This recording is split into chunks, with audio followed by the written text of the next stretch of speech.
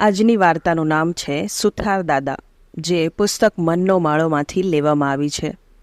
ઘણા વર્ષો પહેલાંની વાત છે. એક ગામમાં બે ભાઈઓ રહેતા હતા. એમની પાસે ખૂબ જ મોટું ખેતર હતું. ખેતરની બરાબર વચ્ચેથી એક નહેર પસાર થતી હતી. વર્ષોથી બંને ભાઈઓ સંપીને રહેતા હતા અને ખેતી કરતા હતા. બંનેના કુટુંબો પણ એકબીજા સાથે હળીમળીને રહેતા હતા. એક વખત નાની અમથી કોઈ વાતમાં બંનેને વાકું પડી ગયું. બંનેના કુટુંબો વચ્ચે મોટો ઝઘડો થઈ ગયો. વાત એટલી હદે વણસી ગઈ કે મોટા ભાઈએ નહેરના સામેના કાંઠે ઘર બાંધીને રહેવાનું શરૂ કરી દીધું.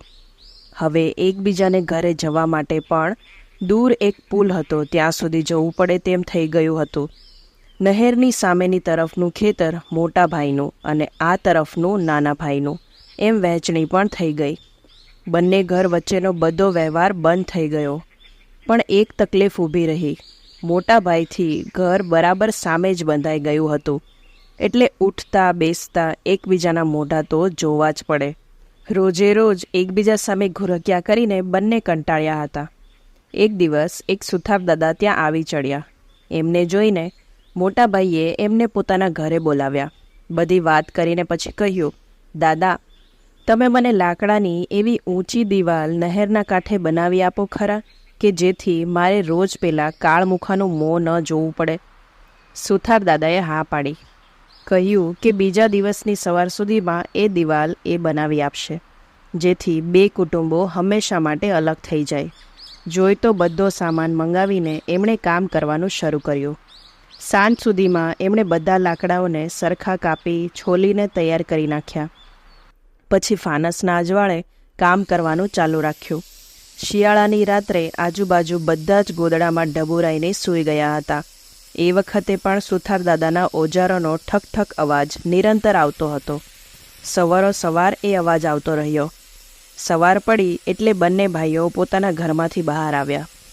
બંનેના મગજમાં આજે એક વાતની રાહત હતી કે હવે એકબીજા સામે કુરક્યા તો નહીં જ કરવા પડે. ફળિયામાં આવીને જોયું તો બંને આભા બની ગયા. બંનેની નવાઈનો પાર જ ન રહ્યો.